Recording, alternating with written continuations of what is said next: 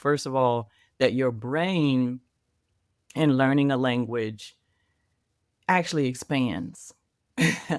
And so because you're using different vocabulary, because you are learning to express different ideas in different ways, your brain grows and expands. And so I loved that aspect of it. And then I also said, this is the key to unlocking more curiosity.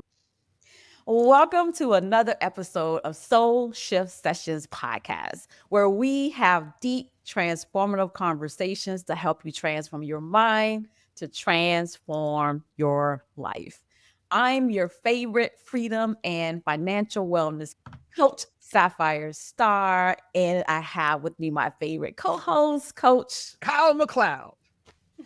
and we are super, super excited for today's conversation with our special guest. But before we get into the conversation, we just want to remind all you soul shifters to make sure that you are following us on all platforms. And you can go to www.soulshiftsessions.com to follow. Make sure you rate us and also join the tribe.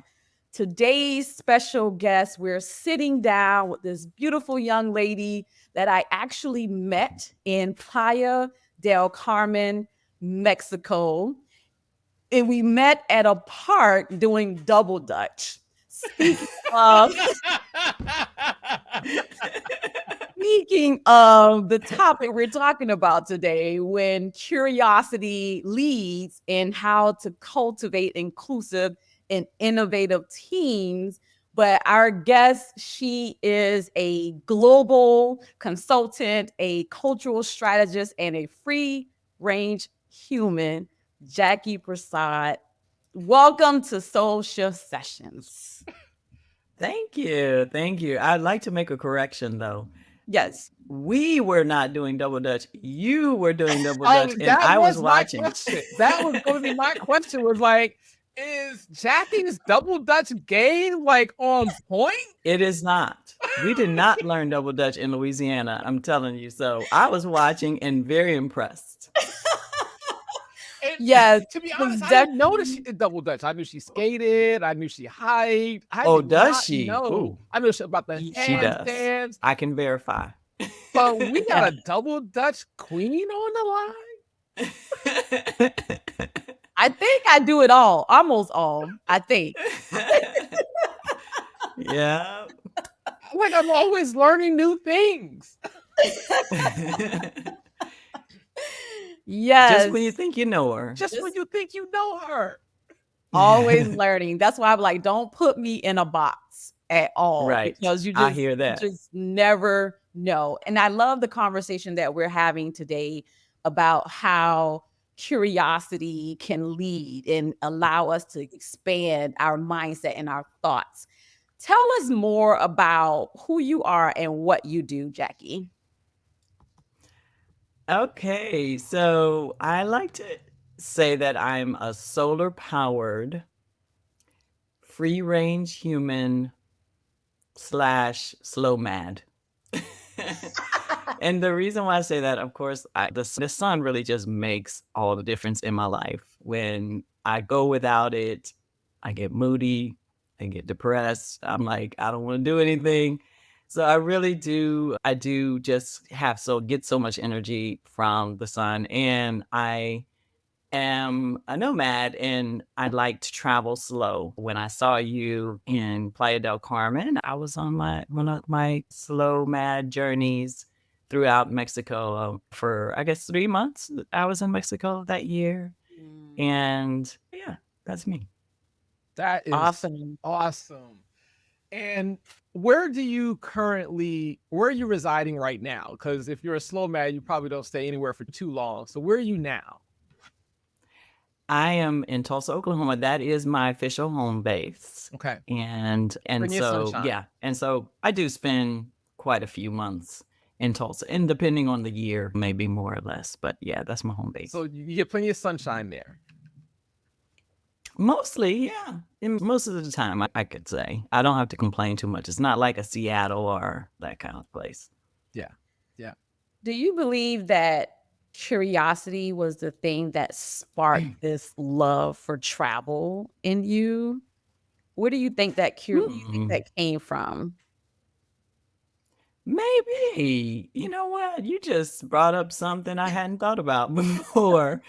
I love those moments. So it's funny too, because curiosity. So there is a book that I love. It's called I Never Thought of It That Way by Mm, Monica Guzman.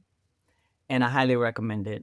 And that's what it's all about. It's about curiosity, right? So it's like, how do you have more and more of those I never thought of it that way moments? And really seeking them out is what curiosity is all about, right? Like actually looking for a new perspective on a thing. Mm. And one of my core values is curiosity and learning. Learning is one of my, I think, what do you call it? Clifton strengths.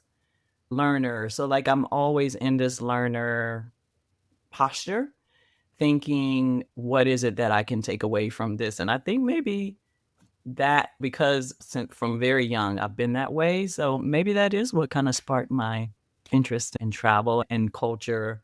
I think the first time it really got ignited was in high school. I was a sophomore and we had to pick a foreign language to study. Well, I'm in South Louisiana, and everybody picked French yeah. because French, that's my grandmother, my grandparents both spoke Cajun, or sorry, Creole French. And so everybody studied French. And I'm like, I ain't gonna be like everybody else. I'm studying Spanish. And so the first Spanish class that I took, I had an amazing teacher. You know how those amazing teachers, they have such a positive influence like for the rest of our lives. And I just love language learning and I was pretty good at it. And I picked it up quickly, and I realized from that moment it's two things. First of all, that your brain in learning a language actually expands. And so, because you're using different vocabulary, because you are learning to express different ideas in different ways, your brain grows and expands. And so I loved that aspect of it. And then I also said, this is the key to unlocking more curiosity, right? Because I feel like I can go to all these places now and speak their language and I can learn all about them. And so it was just the key to unlocking different cultures. And I was so curious. So I'm like, okay, bet I'm going to I'm going to become fluent and I'm going to travel the world. That is awesome. So which languages are you fluent in now? Spanish, French, I'm sorry, Spanish, German, and English. And I have a little bit of French because I studied and there are some similarities with Spanish. So I can understand quite a bit of it, but I don't speak it. Yeah, yeah. Just to piggyback what you were talking about with travel, and I'm just thinking out loud as I'm asking you the question. I'm like, I wonder if that's something that is what fueled my passion for travel is curiosity. Like I love learning.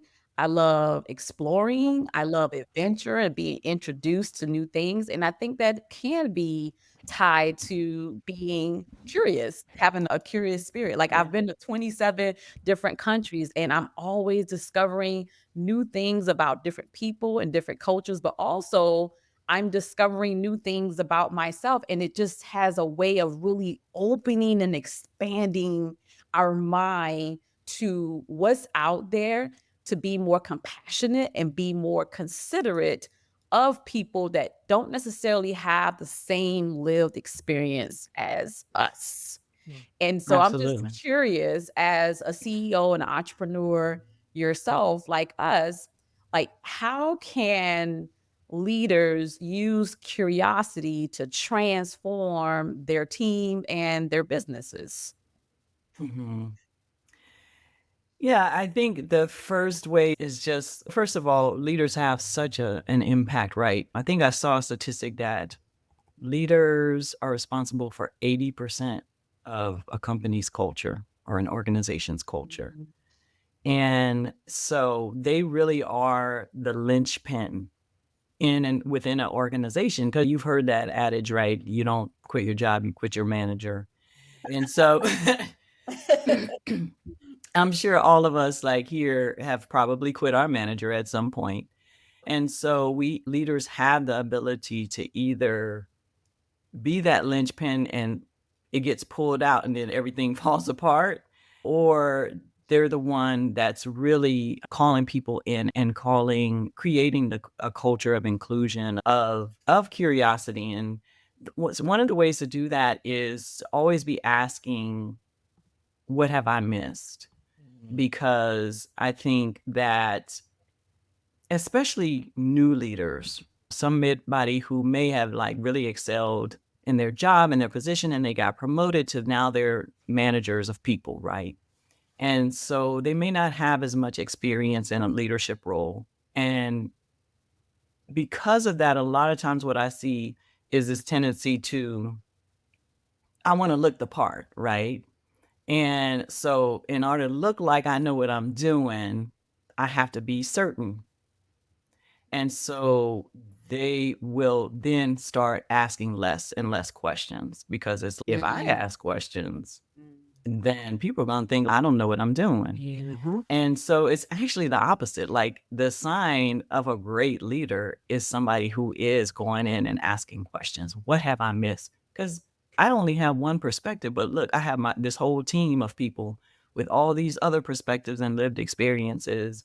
And so I think making a habit of just asking that question, whether it's in meetings, on a day to day, what did I miss here? I There love is that. this, at least I can speak from my perspective, whereas if I felt like I was didn't know something, that I couldn't be a leader, right? I wasn't a good leader if I didn't know the answer, and I didn't give myself the freedom to really expand because I felt like Yes. I had to know all the answers. And to be honest, it really took reading a book. I'm currently reading Think Again by Adam Grant. Yeah. And just that willingness to be wrong, Yeah. that makes a huge difference, because if I am willing to be wrong and I am wrong, then that gives me the opportunity to grow. And Yes. that makes all the difference. And so it has completely reframed my mindset around being incorrect and is about being curious and actually asking. So I was like excited when I read what we were talking about today, because I'm like, it's like Hmm. where I am in my own life Yeah. is being more curious and being willing to listen to the other side, as what Sapphire and I will say, a healthy debate as opposed to an argument. Yeah. Yeah. And I think I have also been guilty of being incurious, and it comes from a fear. Like you said, it's this fear. And okay, what will I look like? I don't want. And so I think at the heart of being incurious is fear. And so just allowing ourselves to release that fear, talking ourselves through the Yeah. fear, because it's normal, it's healthy, it's human, right? And so it's like, what is it that I'm afraid of? And then really thinking through, is it realistic? Could it actually happen? Sometimes the things that we're afraid of are really not realistic. And so when we try to talk ourselves through that, we can realize that sometimes the things that we fear are realistic. Mhm. But guess what? We can mitigate those Yeah. risks. And or we can start to think of them differently. I was talking to my storytelling coach a couple of months ago, and we were working through some stuff with me. Like he's like my coach slash therapist slash creative And we know that. friend, partner, whatever. Yeah. And we were working through some stuff. And I was like, it's hard for me to go there in terms of showing all the emotions. People always see me as the person who's got it together. So I got to be that person that's got it together. And you can't show all these emotions because I'm gonna look like a wreck. And meanwhile, all these emotions are still happening. They are not going away just because I'm pretending that they're not there. And what if you thought about that completely differently? What if the emotions were what was going to help you connect even stronger with your audience, with your client, with your, whoever it is, with your friend. And so I think when we go through that process, we can even start to overcome those fears by thinking about things differently. And it's true.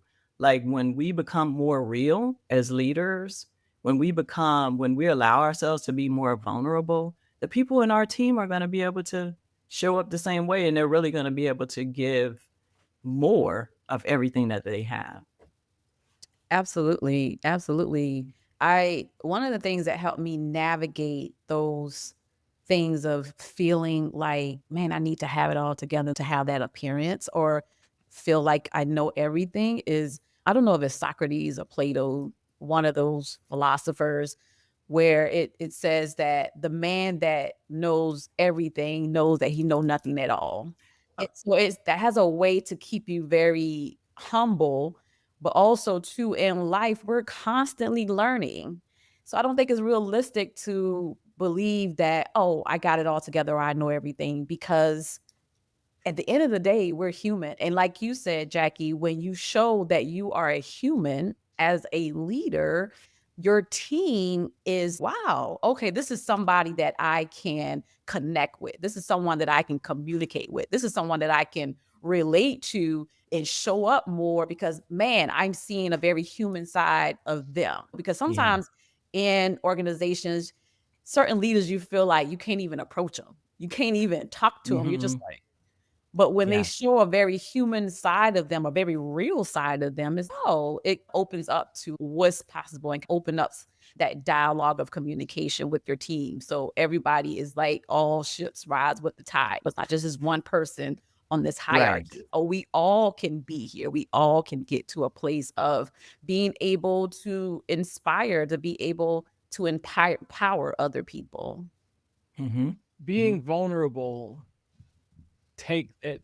I would say there are different degrees of being vulnerable, right? There's certain things that I might be vulnerable about that I can't do with everyone. But in the Hmm. workplace, that there is a level of vulnerability that requires courage. And when your people see you being courageous, all of a sudden they too feel empowered to be courageous. And I Yeah. don't know who sold us the bag of goods called can't be vulnerable, Yeah. can't ask questions, gotta act like you know it all. I don't know where that came from, but I'm going to say it probably came from before my parents and Yeah. trickled through the bloodlines. But at the end, it's definitely something that I feel today many of us are relearning how Oh, yeah. to be courageous, how to be vulnerable, and getting past whatever those stops are that stop us from actually being that way. And it's just amazing that, there are people that when you see them, like when you see someone like Lisa Nichols crying on stage, it Yeah. just causes us to feel free to do that in Yeah. our own lives. And Yeah. so I don't know who sold it to us, but I don't know who they are, but we need to find them. We got to bone to pick with them. and times have changed, right? There was a time where as human beings we were not as connected as we are now, but Yeah. through technology has allowed us to be like I can be on the other side of the world and talking to someone. I'm sorry, I can talk to someone who's on the other side of the world and we can actually have those heartfelt conversations. I couldn't do that back in the early 90s or back in the 1900s. But now we can. And I think that there's this I love the fact that the both of you are like slow bads because you are you're experiencing the world at a different level and experiencing cultures at a different level.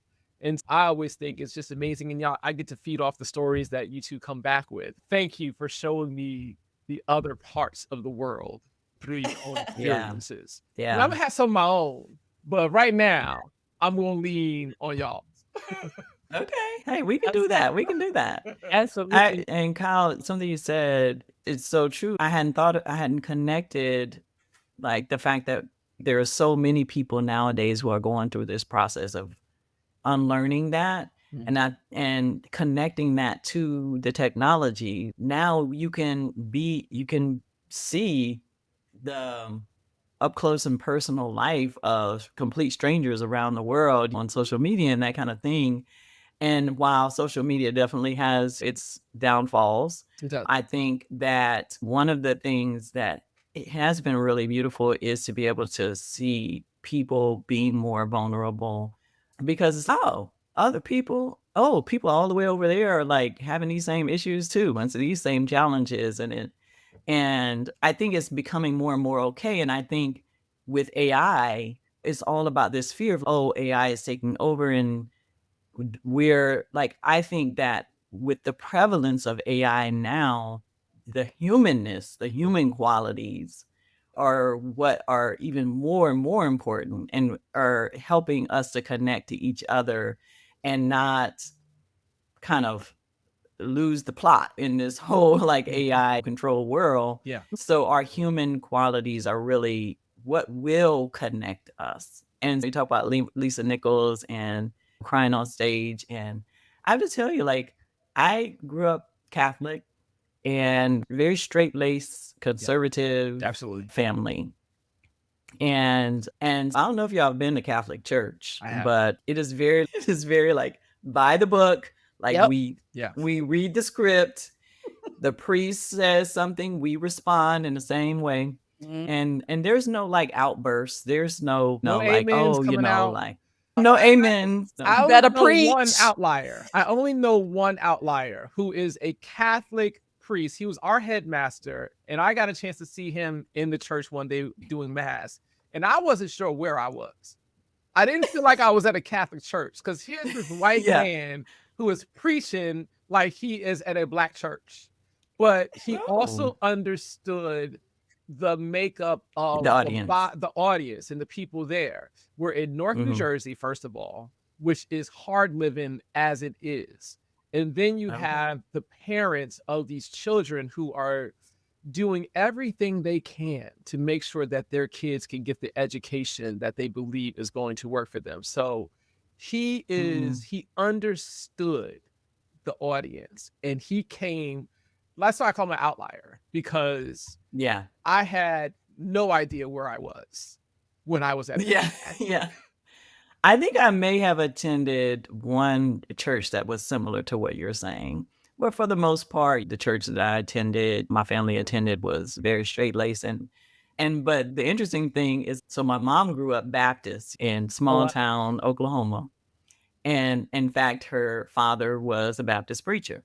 And so when we would go and visit my grandparents during the summers, we would go to Baptist church. And it was very uncomfortable because we were like, what is happening? Why is that person jumping up and screaming and hollering? And like, why are they being so loud and why are they so emotional? So when I see people today, like Lisa, like on stage in public, oh my gosh, crying, showing your emotions, like, again, like, it's just that whole unlearning process. It's okay. Because guess what? The emotions are still there. You didn't get rid of them. They're still there. So are you going to allow them to release and do what they need to do? Or are you going to allow them to, are you going to let them stay and start to cause some other issues? Until this conversation, I never really thought about my religious upbringing as it connects to emotions and being curious and exploring, discovering things. But in my household with my parents, they weren't religious people at all, but they sent us to a Baptist church. So we would go to a Baptist church and I would experience what that felt like. But my aunt who raised me was Catholic. And so I would go to mass. And then even as a teenager, I had a friend, she was a part of a holiness type of church. And talking about the different experiences of people rolling on the floor and the Holy Ghost. And I'm so now I'm really thinking, and then because when I had my daughter at 14 years old, and so I got my first job when I was 15 by Brother Yusuf Shabazz, who's a Muslim. So now this is another religious world that I've been exposed to, but I never thought about it until this very moment that I was exposed to so many different religious experiences that were very much different from one another. But I think that all plays a role into who I am, though, because I got to experience different things and not just one way of doing things. And it's almost, oh, okay. People, I always look at it, I always say love is my religion, right? I feel like people believe what they believe, and I feel like is who are we to say what's right or what's wrong when it comes to somebody's faith and what they believe. As long as you're not hurting anybody, it's okay. You like it, I love it. Right. And it may look very different from what I do. That's Yeah. okay too. Yeah. Well, Yeah. good. I'm glad that I prompted it, and Yeah. I never thought of it that way moment for you, There you Sapphire. Thank you. Thank you for that. Now, Jackie is someone who has worked with Fortune 500 companies and you work with nonprofits internationally. What has been the most common misconception you've seen culturally that people tend to think or do or experience? The most common cultural misconception? Misconception. Yes. And maybe I'll even make it more specific about, let's say, okay, about Americans. How about that? Okay, about Americans. Yeah. Yeah. That we're rich. Lie. that we are ignorant of anything else but America. And I have to say, it's a well-founded misconception because many of us are, and there are lots of reasons for that. But indeed, we all are not. Some of us actually are in tune to what's going on in the world outside of the US. So I think those two are the main ones about Americans. Yeah. And just as you had that question about Americans, what has been the most encouraging thing that you've come across? Okay. Say it a different way for me. Okay, so there are times where, like, when you come into some certain companies, there's this overall mindset that you experience. Some of it is on point, and some of it needs to be shifted in order to get the result that they say that they want. But is there a theme across these companies that kind of encourages you to know that these people are going to be all right? Yeah. I think it is just the basic human need for connection. We're social creatures. And so whether you're talking to somebody who is in China or Chile or wherever, we all need human connection, and we all are. And so I think what's been encouraging is that people, for the most part, are very, very willing to cooperate, collaborate, communicate. They do their best to make sure that that connection is there. And so I have not come across folks that were just like so close-minded and they were like, no, I don't want to hear from this person. This person is very strange and I don't want to have anything to do with them. And for the most part, it's been quite the opposite. Is, oh, I want to learn more. And yeah, we had these language barriers and things like that, but let me see what I can do. Pull out my Google Translate or whatever, and let's make it happen. Yeah, that's awesome. Is there something that surprised you the most in your travels and your experience, whether it's in the US or in Mexico or in Europe somewhere? Is there anything that really surprised you?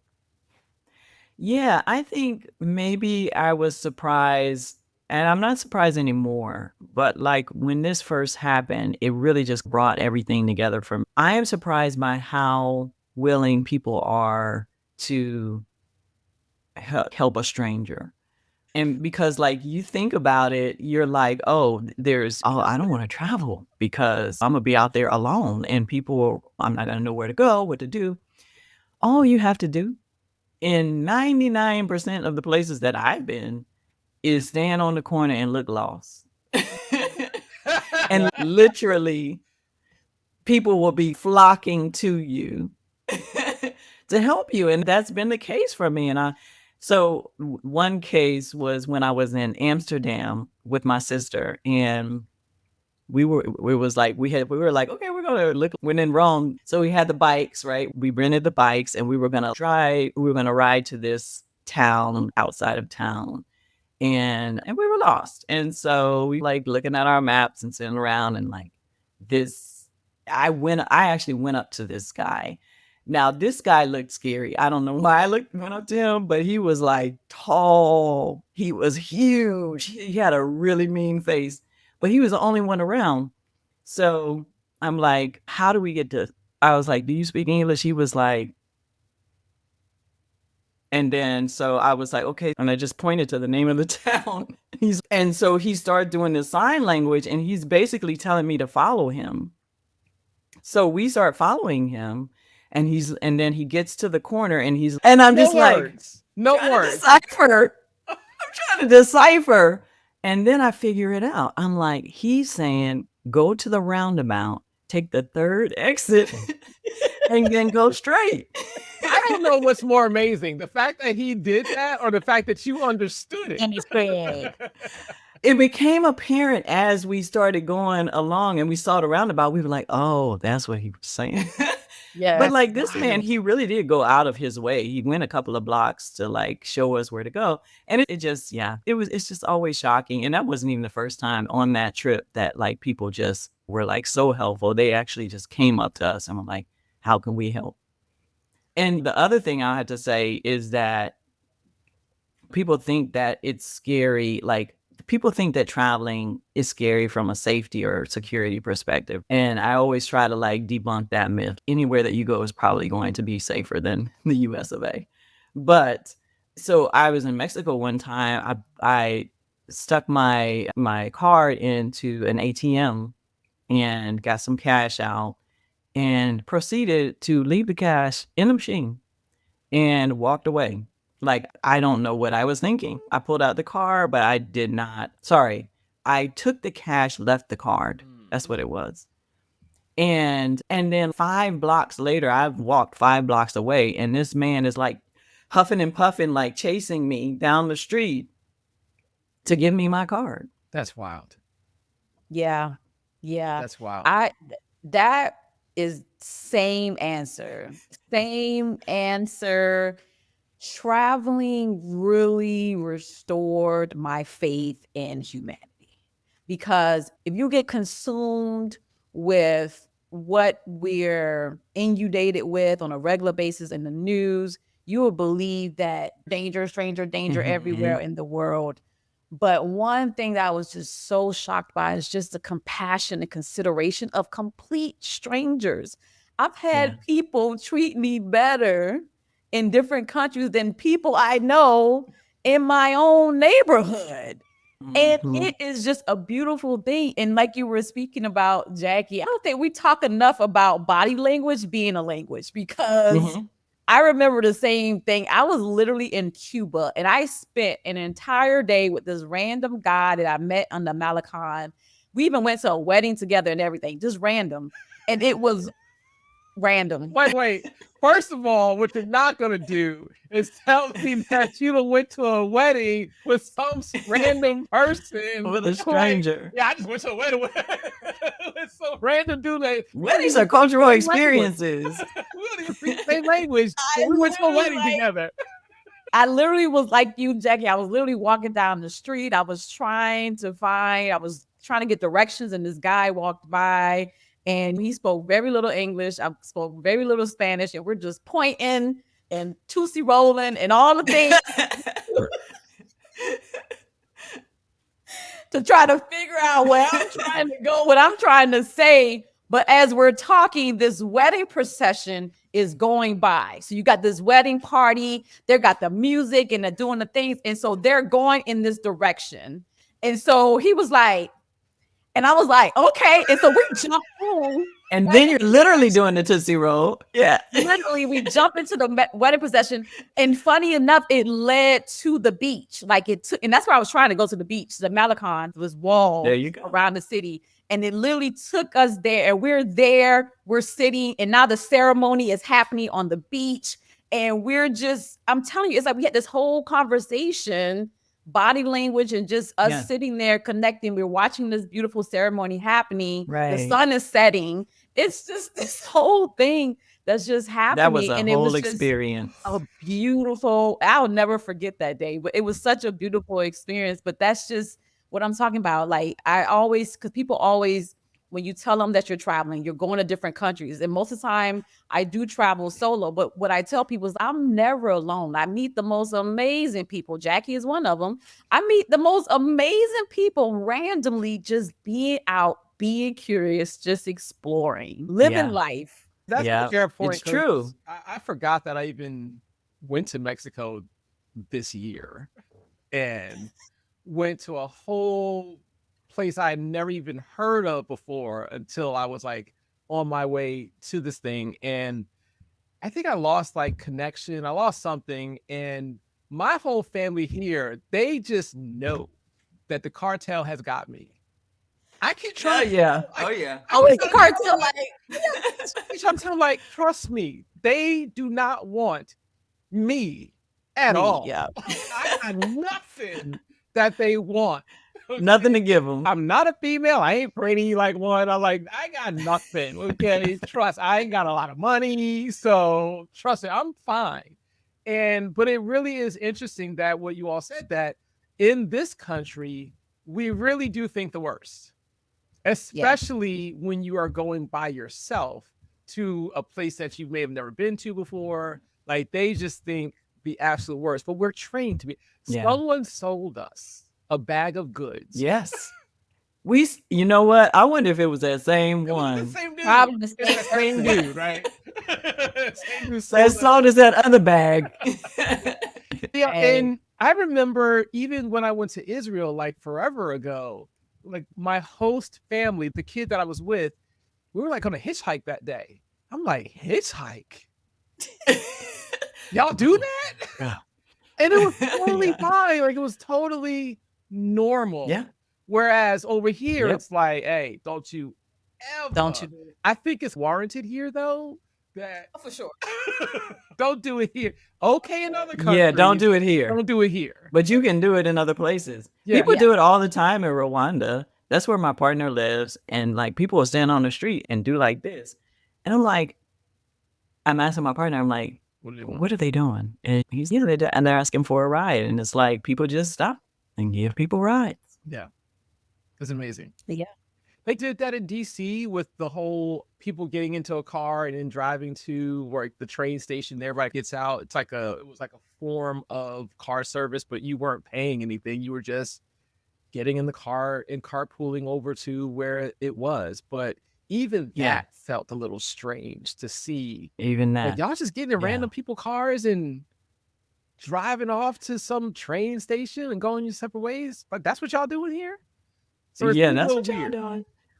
I'm telling you, and then when you travel, you drop that baggage, right? All those bags that we were sold. Yes. You start to drop some of those bags, 'cause and you're like, to. oh, everybody else is doing that. Yeah, I might try it. And I was with a friend, and I think this was in Guatemala, and we had gone down the hill to some event thing, and then it was time to go back, and we had to go up the hill. And now up the hill obviously is a lot harder. People were passing by, and we were like, you want to just see if we can get a ride? And it's like, okay. And we did. And it was like this family, and they were like, get in, where are you going? And I remember them asking us, have we accepted Jesus Christ as our Lord and Savior? And we were like, yep, sure have. Right. Yep. They're all over the world. They're all over the world. Have you accepted Jesus as your Lord and Savior? Before, Right. did they ask God. you before you got in You the know, car or after you got in the car? When did you get the question? no, it was while we were in the car. So Like, I was like, you know what? If you say yes, then I say yes. That's Who am yeah. I to say no? I am not about to argue with you on this subject right now. now I'm trying to get up this hill. And you know what? Also, too, like just speaking as an entrepreneur, my experience of traveling internationally and staying in hostels and meeting people and staying in different places and people and strangers, that lend to the idea of me creating co-living spaces where I'm renting by the room because I'm like, this is a whole like people do this. And it wasn't until I had the experience and I fully stood it. And it's like, that's my business model. Most people, when I tell them that, they're like, nobody does that. I'm like, many people do that. Many Many, people but I do. took advantage of that cultural, of that international experience that I had. And I use that as a model for my business because you have people that don't necessarily live these traditional lifestyles where they work 9 to 5 or they want to go buy a house or they don't do that. They're slow mads, they're nomads, they remote workers, they want to explore, but they want a work-life balance. And so that lended to me creating, and then investing in real estate to be able to create co-living spaces for people. And that comes from my experience of traveling and staying in hostels. And this is just a tangent a little bit, but I don't know if you guys knew this. And Kyle, you said that you went to Israel, but I didn't know this until I was in Costa Rica or Panama. Sometimes I forget where I am. I was in Costa Rica staying in a hostel, and there was these group of Israelis, these boys and these girls. They were young adults. And they were kind of like on this sabbatical. And I was like, they were telling about their experience. And it was like, oh, yeah, in Israel, when you graduate high school, you mandatory, all male and female are mandatory join the military. Yep. I think the women are 2 years, the men are 3 years. And then after that, they go on a sabbatical and then they figure out, okay, what their career is going to be. And I thought that was the most fascinating thing. I never knew that. And I think it's true to this day Yeah, that it they do is. It mandatory is. And it military. Yeah. was, for me, the concept was so strange, but I was also coming from a perspective of living in the United States and seeing what has happened to Black and brown people Yeah. just in the country. So it's like, joining the military, like it sounded horrible to me, but I'm also coming from a perspective of being in the United States and having that lens of what it must be like to be in the military in the United States and thinking that's a global thing. Of course, I'm only 17 at the time, so Yeah. it's a very different perspective. But Yeah. everyone I spoke to, they had no problem with it, and two, many of them were looking forward to it.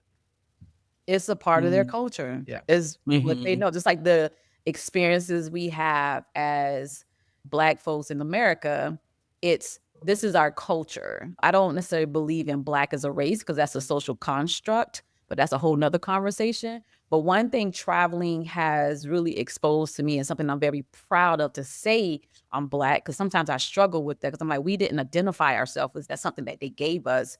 But one thing I am very proud of as a Black woman in America is our culture, is our unique experience. The pain, the things that we've gone through, it belongs to us. But it's something that we can connect on. It's something that we can, when you see another Black person, it's like some things we don't even have to say and it's understood.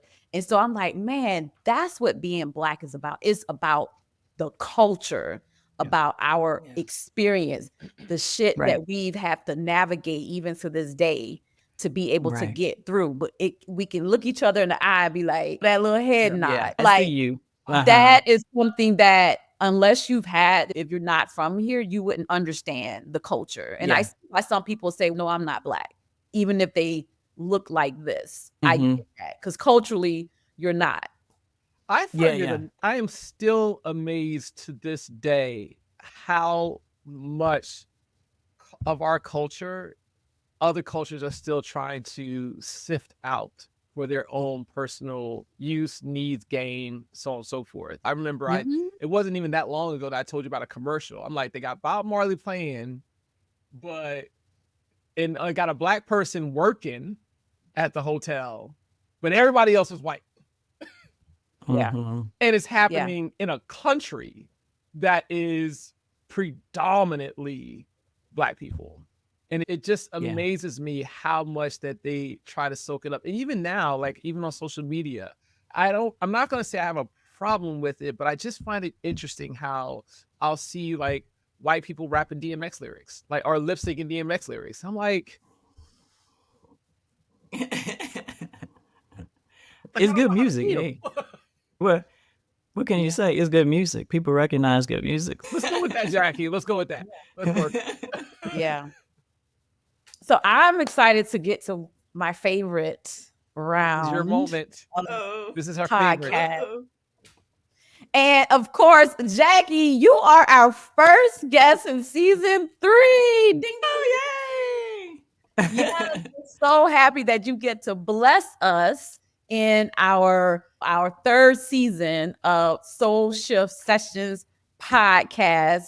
And Soul Shift is like every season we come up with a new batch of questions. So Jackie, you're the first. Like you're the first to get these questions. So I'm super excited to go through the rapid fire round with you today. And so let's get started. And also, guys, I've added an extra question. There's normally 3, but this season I've added a 4th question. Always keep you guessing, a little razzle dazzle, if you will. I love how you set this up. It's you and I are both Toastmasters people. I love how this is like so much like table topics. It really, yes, you even have the format the same. Yes, that's why I absolutely love it. It's like you have a theme, but you don't really know like what the question's gonna be. And so that's like where I got this from. All right. Was one word that describes you today? Growing. I love the motto that the Afro minimalist, her name is Christine Platt. I follow her. And she says, I'm a growing woman. I'm not yet grown.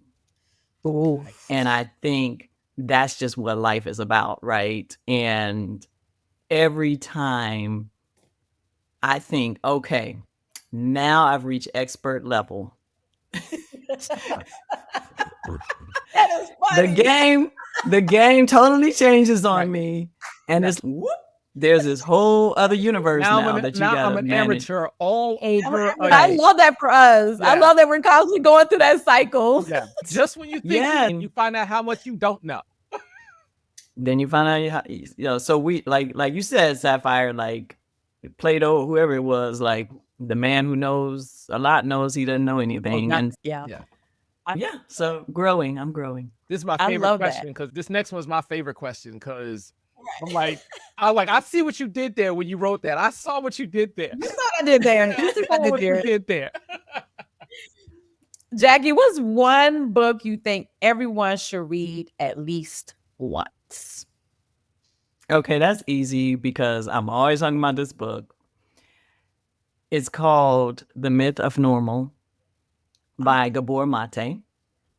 And it basically talks about how much of what we consider in Western society to be normal is actually quite toxic. And the majority of the chronic illnesses, the addictions, the mental illnesses that we suffer from are our body's normal response to abnormal circumstances. And it's really deep. It's really heavy at times, but and you can't unsee it. You can't unsee it once you've read it. And I think it's so powerful and everyone should read it. Wow, I have not heard of that, but that's going on my book list right now. Oh, Gabor is my man. Like I'm telling you, he's amazing. We were talking about ADHD earlier before the show. And he has a whole book called Scattered Minds where he talks about the root of ADHD. And it's not what you think it is. It's wild. Oh, I'm excited. Girl. Jim, When you see me do these fingers, this is dropping gems. Yeah, I got it. I got it. Just started dropping gems out there. I was like, let me tell her what that is. Like, what do you hope people feel after being in your presence? I hope people feel seen. I'm really sensitive, and I'm becoming to embrace that identity as a sensitive person. I didn't always embrace it, but from when I was young, it was quite clear that I was. I used to write poetry prolifically to get all the feelings out. And more I'm learning and growing, the more I realize that I am really in tune to people and what's going on beneath the surface Yeah. is really weird, because now that I know it, I'm like, it's becoming even more keen. So I'm like, and people tell me that. They say, Jackie, it's weird how you recognize something that I hadn't actually expressed verbally in me. And so, yeah. So I hope that people feel seen. Wow, that's powerful. That's powerful. Last but not least, if your soul could leave a sticky note on the mirror for you every morning, what would it say? It would say, remember, this is not me.